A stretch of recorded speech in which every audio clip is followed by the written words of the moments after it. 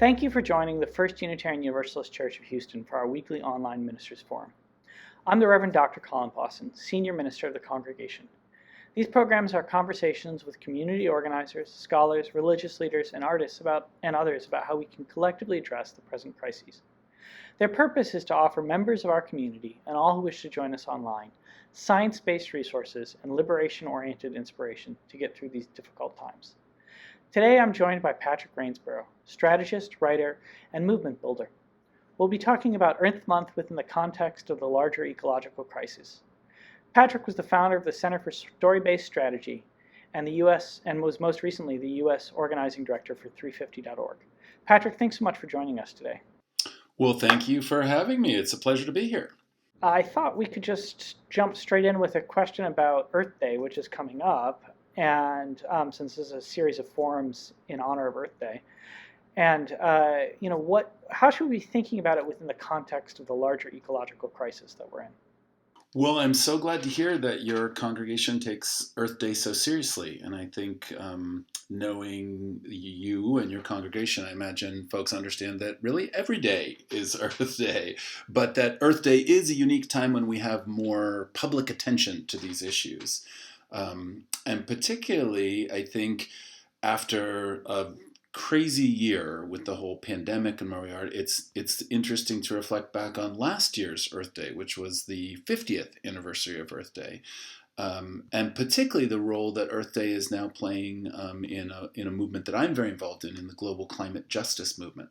So I think when we're looking at Earth Day, it's always an opportunity for two things. One, a time of reconnection and celebration to remember that most basic aspect of being human in terms of our connection to the earth, which is tragically so removed from much of our political and economic discourse, but is the foundation of reality. And then the second is that it's an organizing moment. We all know that we're living in a deep ecological crisis that has many different aspects to it. And so when we think about Earth Day, really, if we're being responsible in our relationship with the earth, we have to be thinking about action and organizing and engaging people. So those are the two things that I hope that anybody who's planning and organizing for Earth Day is thinking about how to do that.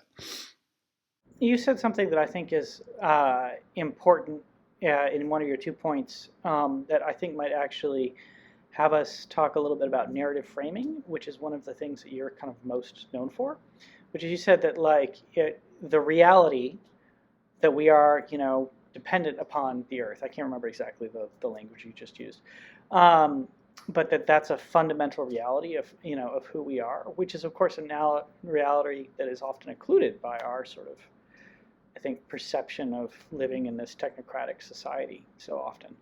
But can you talk a little bit more about how you pushed people to sort of think about this sort of reality-based frame in the past through some of your work with story-based strategy and also in terms of thinking about Earth Day in particular? Yeah, well, I think this issue of how we frame things, of how we tell our own stories, of what stories we believe, let's call that largely the issue of narrative and how narrative plays out in our lives. I think it's one of the most important aspects of our lives in these times, but particularly of social change. I'm a social movement person, meaning that I believe in collective action as one of the best ways to solve our all of the different problems that we face.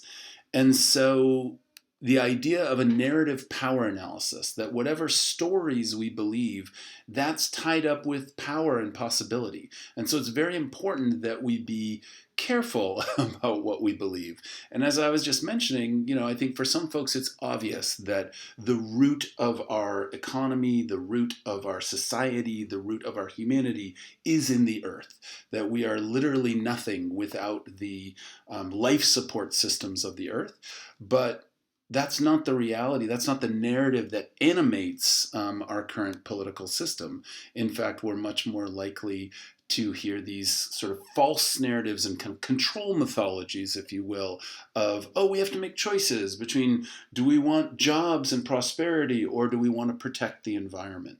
And the reality is, as the famous labor and environmental organizer Judy Berry always used to say, there are no jobs on a dead planet. This is a false dichotomy. The reality is the economy is a subset of the ecology of the planet. And we as a society are supposed to be creating an economy that not only meets human needs, but is sustainable, meaning that it can continue to meet human needs into the future. And particularly with the climate crisis, which more and more people are becoming aware of, is one of the clearest examples of where the way we are currently living right now in a fossil fuel based extractive economic model literally is a suicide economy. It has no future. It's not sustainable. It's not something that is a way of life that people can continue living. So thinking about that in terms of understanding the narrative of how we frame the need to take action now to protect what we care about, our own lives, our own sense of justice, our own sense of protection from pollution and contamination, but also connecting that within the grand tradition of solidarity.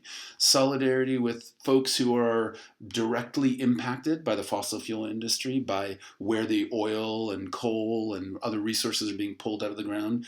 There in Houston, so many folks, I'm sure, in your congregation are impacted by the processing and refining and the pipelines and the systemic environmental racism that animates the fossil fuel industry. That's a type of solidarity, but also to expand our sense of solidarity to all of our relations, to all living systems, and to expand it through time to future generations. A lot of that, those are kind of the framing challenges of the climate movement. When we understand the urgency of all of these issues, it's what leads to action.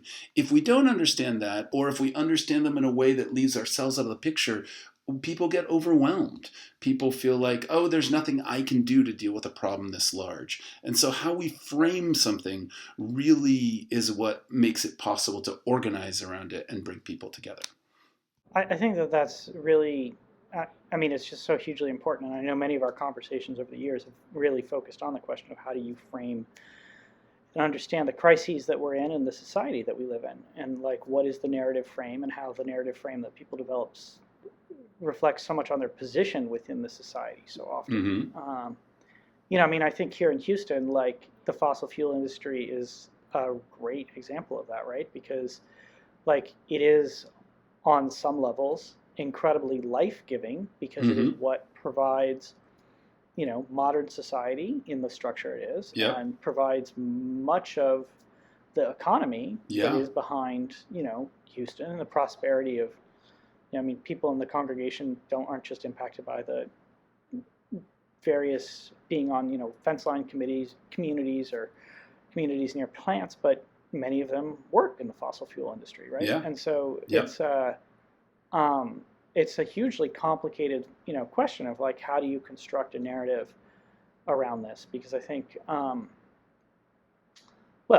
think that those are real questions that we have, and often these questions of like ecology versus economy are acts of narrative framing. Like, which is the thing that I identify with, right? Which is why I wanted to pull on that thread of, reality, like, because the reality is the story that we all have, whether we want to tell that story or not, is we are part and parcel of this planet. Absolutely. Another story that we have, which is also a true story, is that we're involved constantly through our activities in creating and recreating and reimagining the economy that we use and organize. And I think one of the things that you've just pointed out so eloquently there, and in so many times that we've talked over the past, is that the stories we tell about the economy, the stories we tell about the future, really impact what happens, because we're narrative creatures. I mean, there's a sort of statement within religious studies often of like, well, humans are like the fundamental thing about, well, it's not just religious studies, in the academy, right? Like homo economicus, right? Like humans are primarily an economic activity creating creature, right? Or humans are like the people who have the knowledge that they're born and going to die.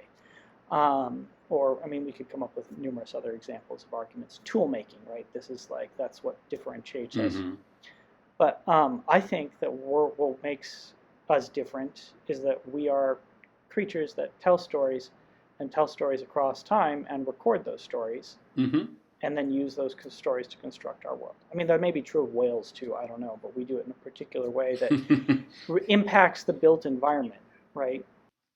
Mm-hmm. Absolutely. Has literally transformed the planet. And we're at now like an inflection point, right, with this narrative story that we're telling about the economy and the relationship between the economy and ecology, which a few years ago, Alexandria Ocasio-Cortez and Senator Markey from Massachusetts, came out with this idea of the Green New Deal to, I think, try to shift some of that story. And like, as we both know, there's been a huge amount of pushback, but nonetheless, we now have the Biden administration with the new infrastructure act that he's trying to get through, which certainly is more oriented towards addressing the climate crisis than the stories that were told by the last administration. And I know you spend a great deal of time thinking about policy and kind of environmental policy and what's positive, what's negative, where we're headed. And I wonder if you could give us a reflection on kind of what we should be excited about with the Biden administration. What should we be really organizing to kind of push further on or stop from happening?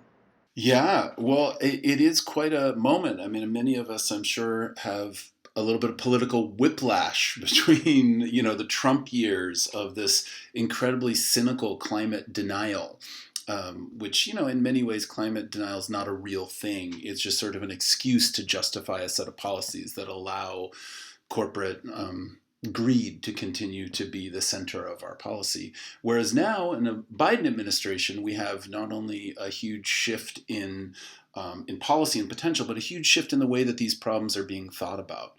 So there is a lot to be excited about with what's happening in both the climate movement and in the Biden administration. As you say, the Green New Deal is probably one of the biggest and most exciting steps forward in how we think about the climate crisis, because for too long the climate problem was thought of as this sort of atmospheric issue, and put very much in the very specific discourse of environmentalism and kind of a single issue that should be addressed in its own little box over here, separate from all of the other pressing issues of justice and economy and politics in our society. And the reality is that the climate crisis is a symptom of a number of much deeper problems. It's a symptom of our current economic model, literally of what it means to run a globalized fossil fuel-based, extraction-based economy.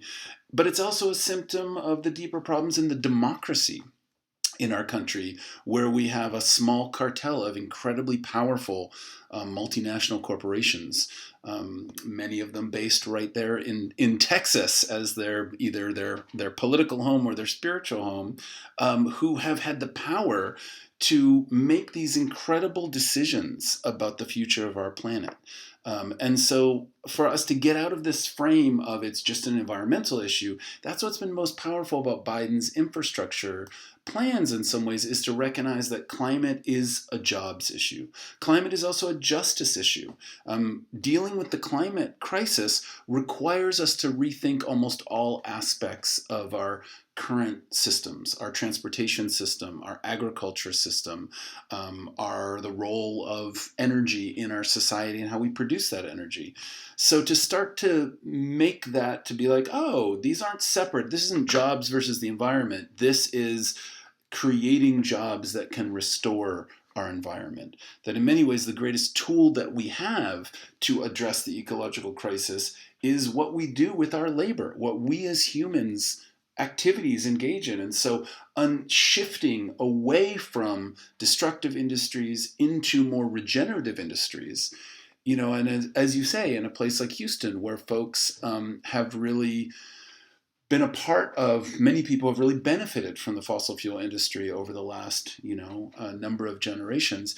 It's incredibly important to not be demonizing people who work in the fossil fuel industry, to recognize that part of this is about a just transition. We need to make sure as we're transitioning from the old model of fossil fuel-based energy into new models of renewable-based energy, that we have the incredible opportunity to be opening up prosperity for so many folks. We have the opportunity to repair historical harms and injustices, particularly to the fence line communities and the communities that have been poisoned by fossil fuels for decades now. We have the opportunity to move forward with an economic infrastructure plan that also addresses the environment and justice and creates sort of investments for the type of economy we want to have in the future rather than the economy that we have right now. I want to return to something you said, and then I want to push you a little bit more on kind of the question of what are the challenges that I think you think the Biden administration presents. But you said something a moment ago that I think is actually really key in talking about a just transition. And I feel like this is actually, between a fossil fuel centric economy and a more ecologically sustainable economy. I think that this is actually a really key point that, well, I'm going to riff on for a second and want to hear your reflections on. But as you and I met, more than 20 years ago, organizing around, at that time, what we called corporate globalization and trying to build a democratic alternative to that. Mm-hmm. At the time, a lot of the discourse there was about how free trade was going to be so great for everybody. A rising tide that lifts all boats. There's a narrative for you. Right, a rising, yeah, exactly. There's a narrative for you. And as somebody at that time, well, I mean, from Michigan, and at that time very recently from Michigan, and very, aware of what was going on with the auto industry and what was going to happen to manufacturing jobs, because you could read it if you wanted to in the, economic discourse that was going on at the time. It was not, globalization was not a just transition, right? Mm-hmm. What happened Absolutely. was all these jobs, these manufacturing jobs, these blue-collar jobs, union jobs, were offshored or to places like China that didn't have the same environmental or ecological standards, and this created an enormous amount of wealth for the wealthiest amongst us. It's one of the reasons why the stock market has done so well in the last 2 decades, right? But it was not a just transition because there was no attempt to sort of do anything for the blue-collar workers who were being left behind. Mm-hmm. I mean, I remember talking to Robert Erminger, who you might remember. Mm-hmm. With folks who don't know, he's a very important labor activist in the Bay Area who was involved in some really important dockers strikes and organizing some important dockers strikes in the 90s. But anyways, I remember talking with him about this whole thing and being like, so I'm literally being told by people at that time in the Clinton administration and sort of around the WTO that dock workers should go to these retraining centers to learn how to be computer programmers. Which, I mean, like, you talk about an unjust tradition, expecting a 50 or 60-year-old docker to somehow move from being somebody who is devoted to manual labor, highly skilled manual labor, incredibly skilled manual labor for anybody who's ever been on the docks, to computer. It was just totally absurd. And yet that was the narrative, the story of the rising tide lifts all boats. Mm-hmm. And I think that when we think about this issue of the just transition, one of the things that as a scholar of populism, I will tell you, one of the things that unjust transition has fueled has been the rise of right-wing populist movements Mm-hmm. across the world. And so I think that when we're thinking about this question of just transition, not repeating that mistake has to be front and center. And one of the things I think is great about the infrastructure plan and the framing of the Green New Deal is it's trying to avoid repeating that same mistake. Absolutely. I mean, that's been one of the real tensions in the climate movement for a long time, has been how to bridge the gap between sort of the world of labor and the world of environmentalism, and to recognize that in order to take on the bosses of the fossil fuel industry, we need the biggest, broadest, most diverse movement possible.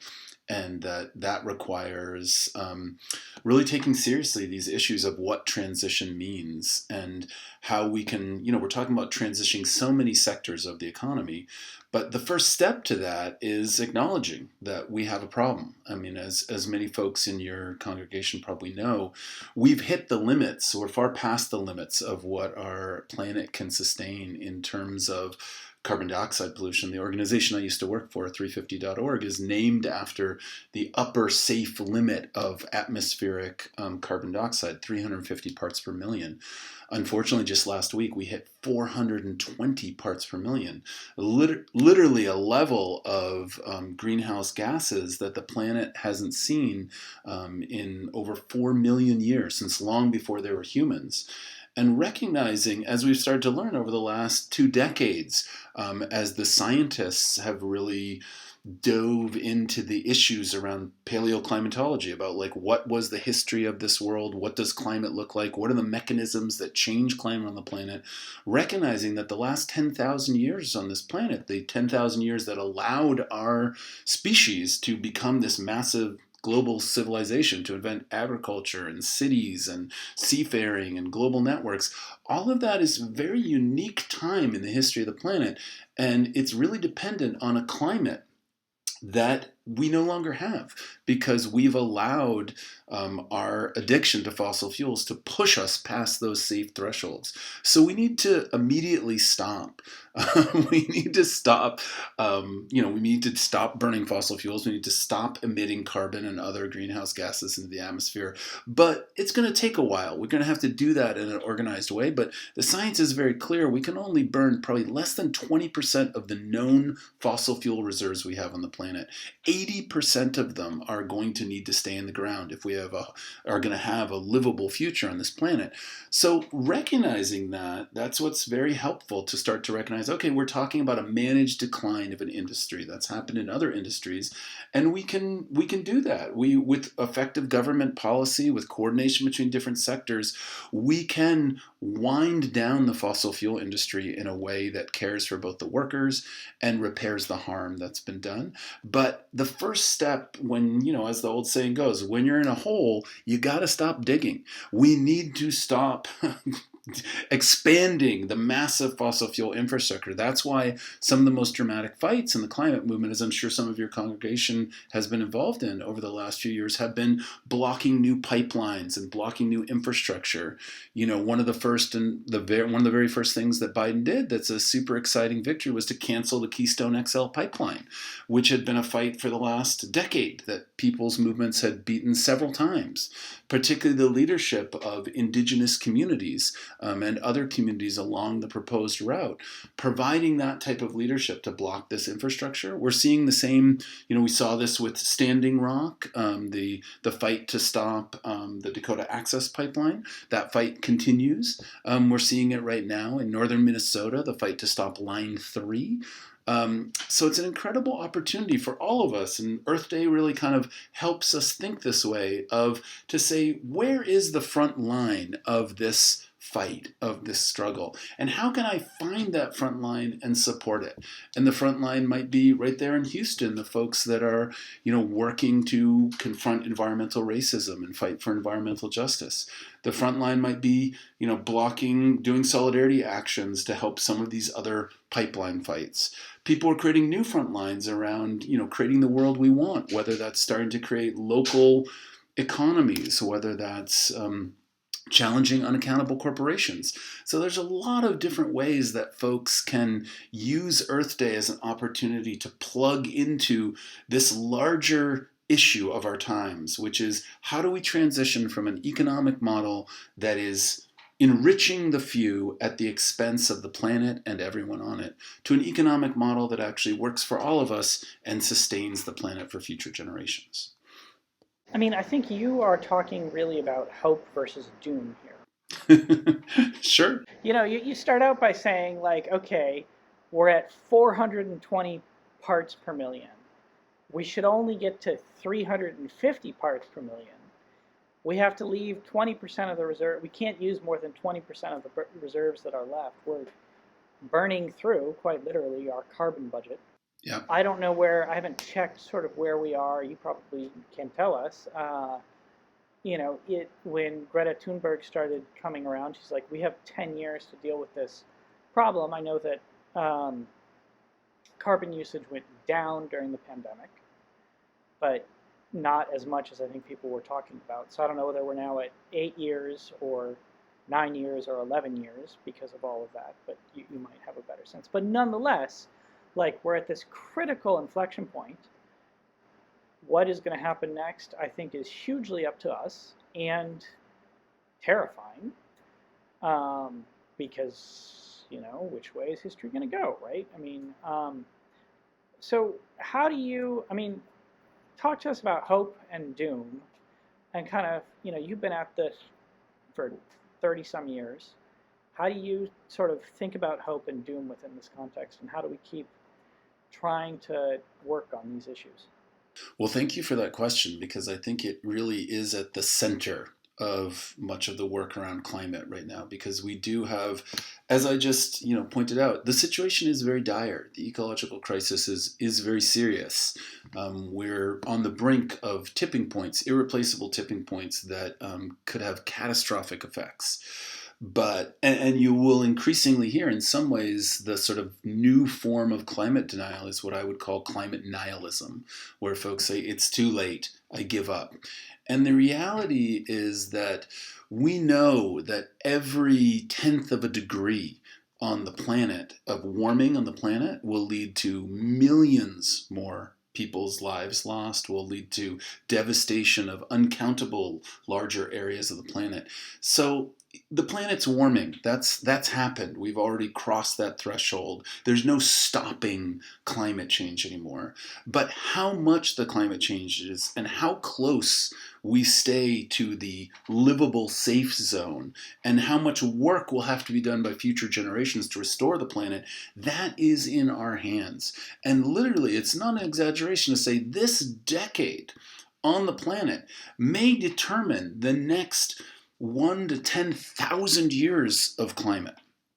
So we really have an incredible opportunity. So to me, that's actually very hopeful. The stakes are high, but to know that in reference to what you were describing in terms of the timeline, a lot of that comes from the United Nations Intergovernmental Panel on Climate Change, which is the 1,500 of the world's leading scientists who have been, for the last 25 years, working to monitor this problem and do the science for it. And so those science-based targets are dramatic. They say that in order for us to keep warming to under 1.5 degrees, which is largely recognized as kind of the threshold for the future of our civilization remaining humane before tipping off into some of the most catastrophic effects, in order to hit that goal, we need to reduce fossil fuel consumption by 50% by 2030. And we need to have phased out of all of fossil fuels by 2050. So the clock is on.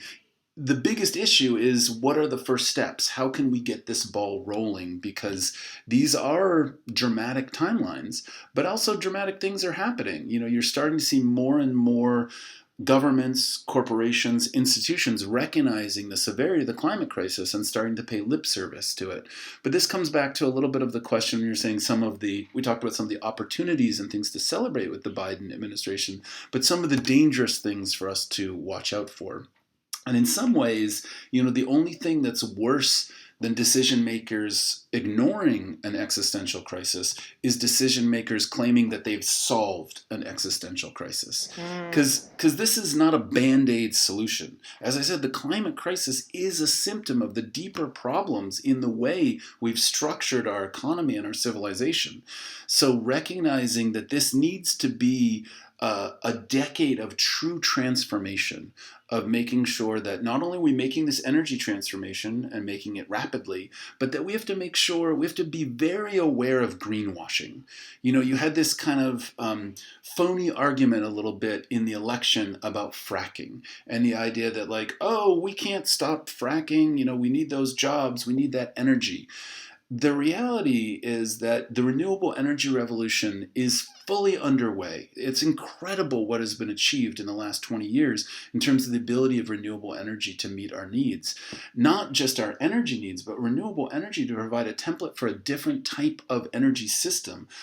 Decentralized, democratically owned, potentially. There's huge opportunities for what it means if our homes and our buildings generate our electricity rather than having all these giant utility corporations that generate for us. Sure. So there's incredible opportunity in all that. And we just need to make sure that these promises we're hearing about this transition, that they're not greenwashing.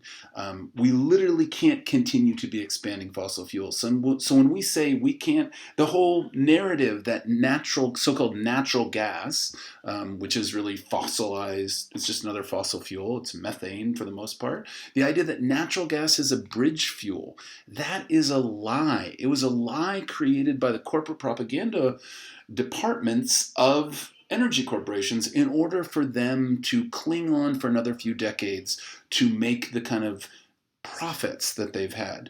And what you have is you have these sectors of our society, of our economy, who are putting their short-term profits ahead of the well-being of our entire planet. And it used to be that they did that by denying it, by claiming there wasn't a problem, by lying to us about the problem.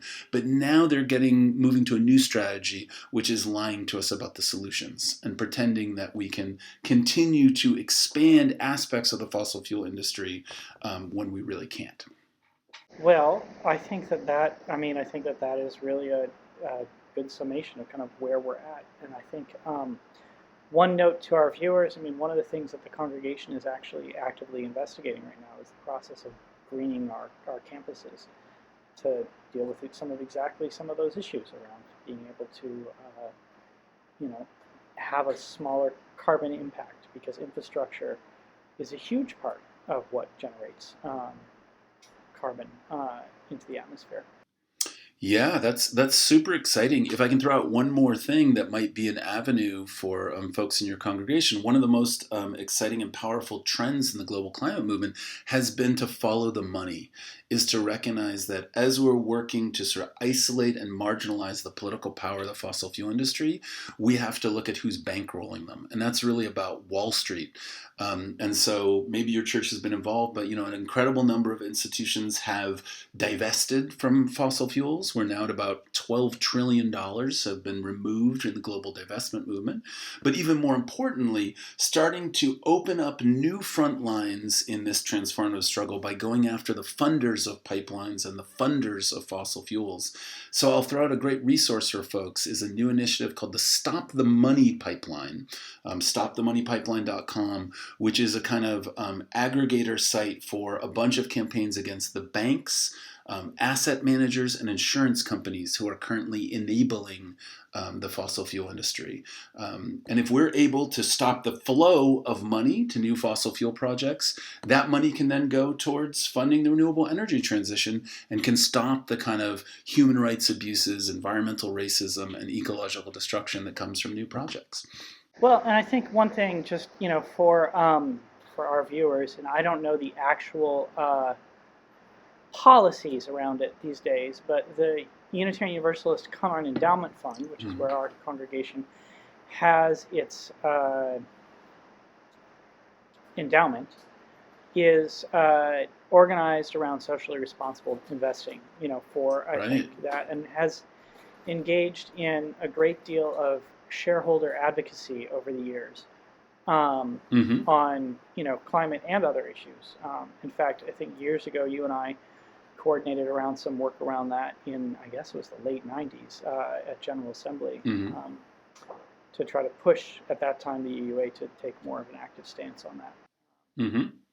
Well, Patrick, I wonder if you have any sort of closing pieces of advice or thoughts that you would just sort of give us as a religious community here in Houston, Texas?